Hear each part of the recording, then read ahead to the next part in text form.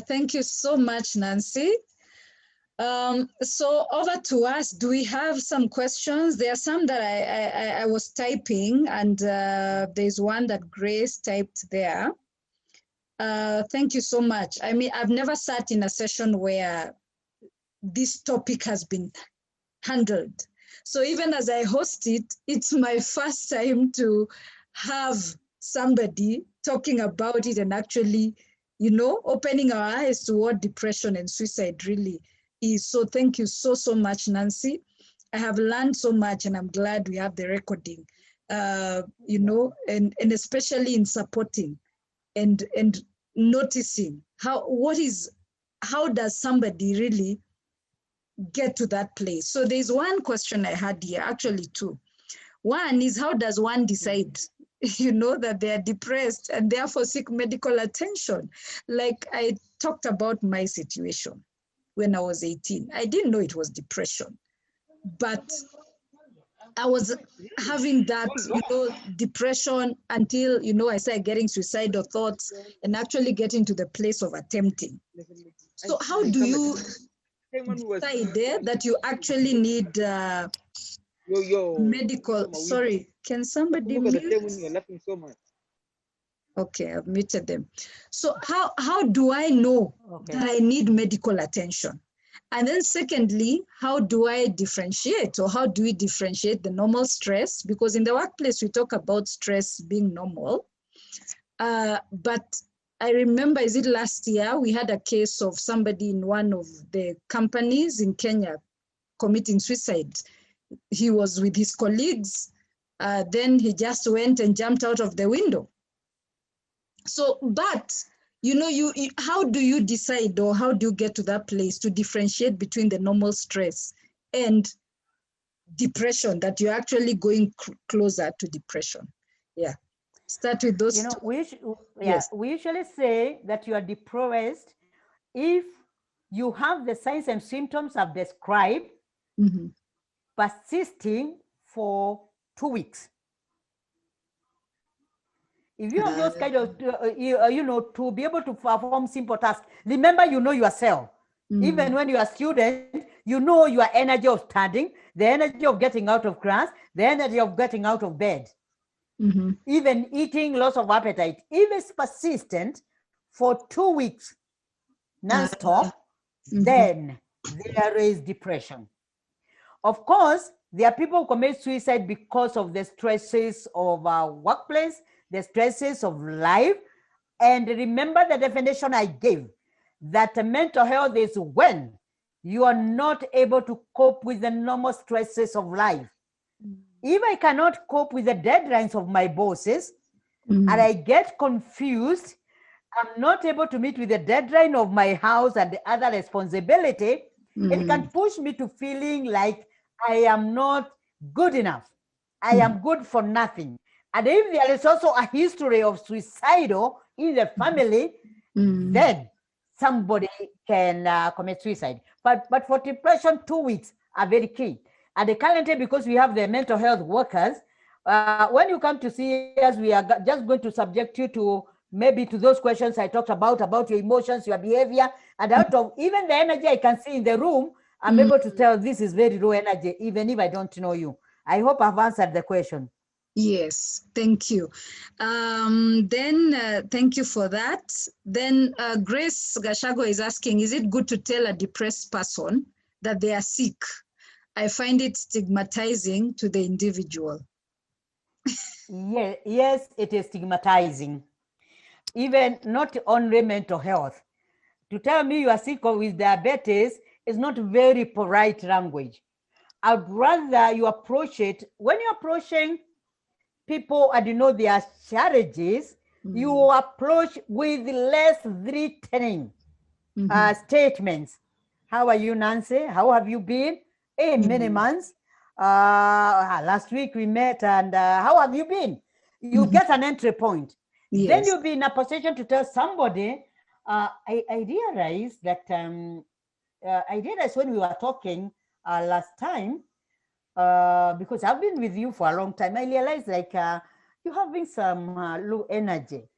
And you know, you are telling us she's depressed.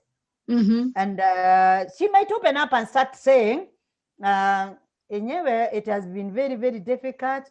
And of late, I'm not even able to, and she'll give you the story. And then you can bring in your suggestion. How about maybe you get assistance? You can get assistance from different fields. It can be spiritual, it can be medical. Where do you feel is more convenient? Let it also come from her before you give your suggestion. Yes. Remember, because I can see a question here. How do you tell those in denial and they are struggling with mental challenges and alcoholism? I think I had also seen another one earlier. Yes. In the mental health, there's something we call lack of insight.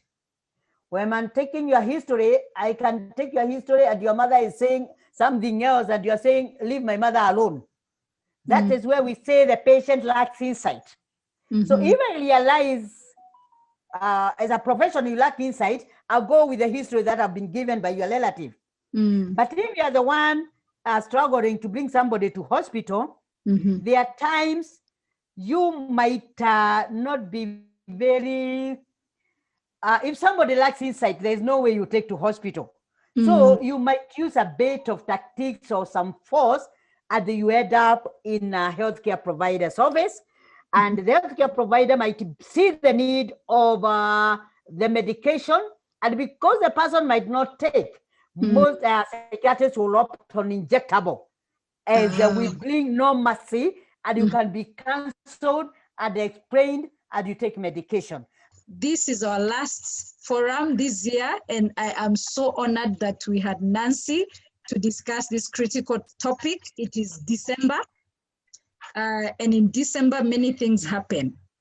So yeah, it's a good time. It was timely for us to discuss this topic. So let's be watchful as we spend time with our children at home, and also think about these things. If you can have opportunity to host this topic for your churches, I think it would be a great opportunity. Nancy said she works with churches and different organizations. We can invite her, you can invite her at your church to talk about this critical topic. And yes, I'm sure it will be a blessing. Thank you all so much. Catherine says, could we discuss about effects of COVID on our children, socially, psychologically, and otherwise? Thank you, Catherine. I know, Nancy, you have been handling this for a while, for the past few months. Anything you can tell us as we close about the effects of COVID on our children before we close?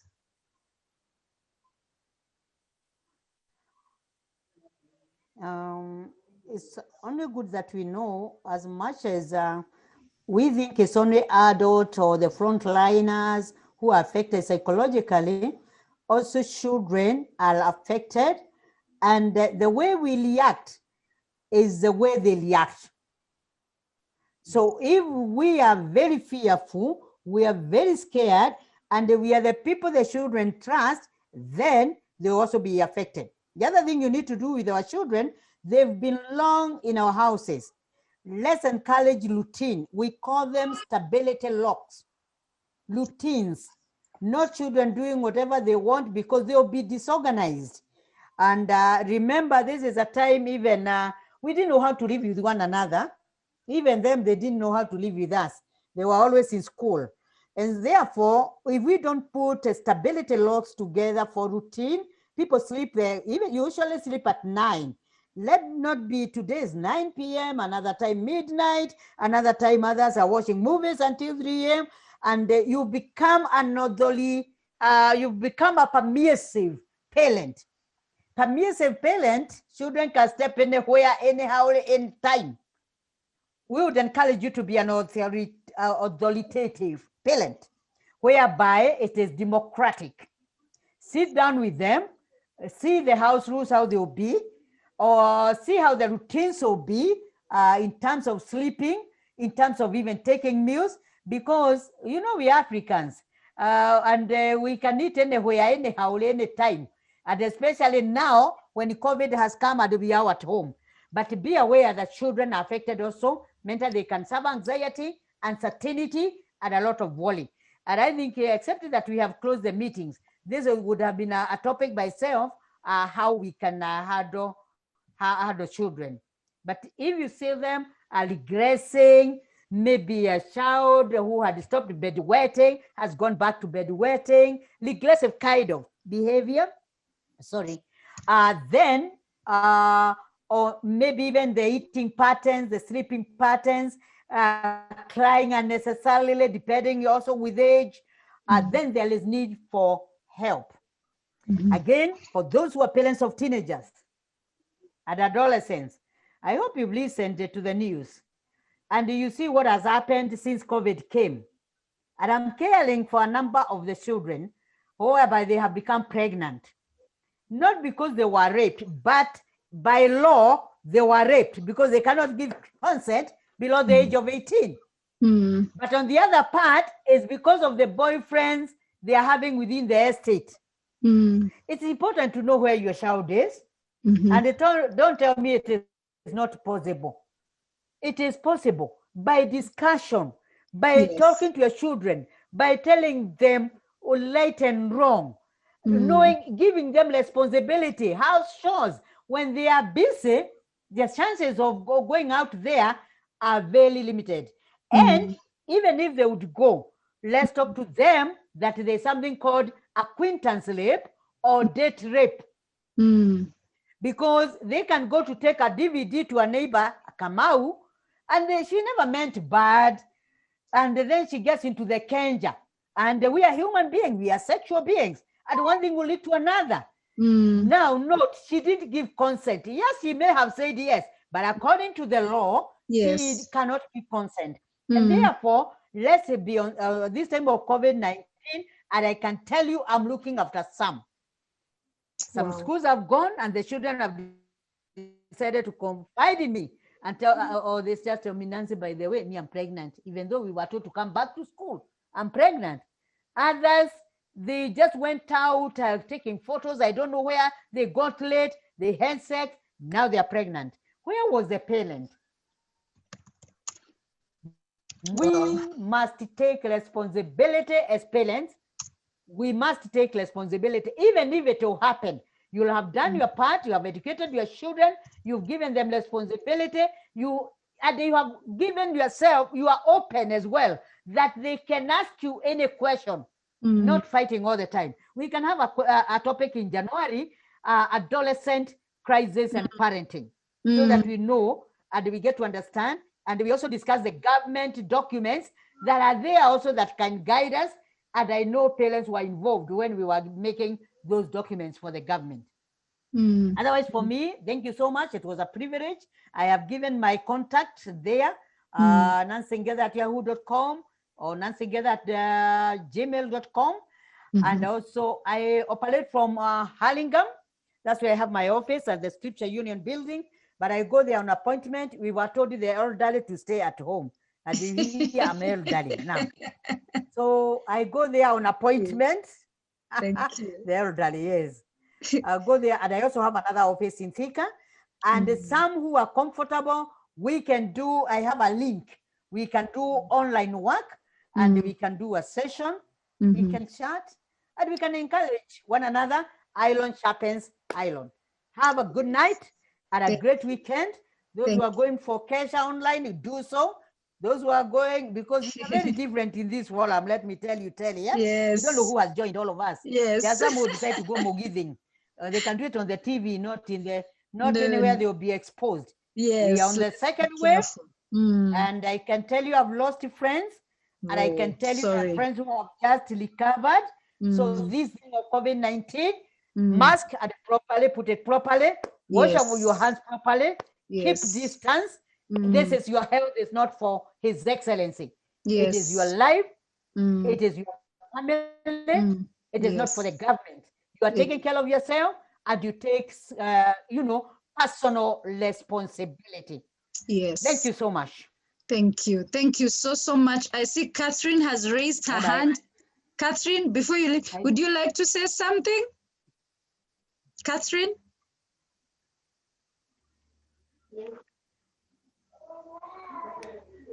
Catherine, are you there?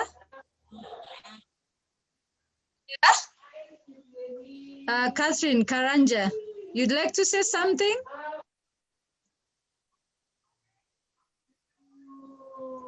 Oh, okay. So thank you all so much. I hope you have been blessed by this session. And as Nancy mentioned, I think probably the next topic we should discuss is adolescence, crisis, and pregnancy, probably in January.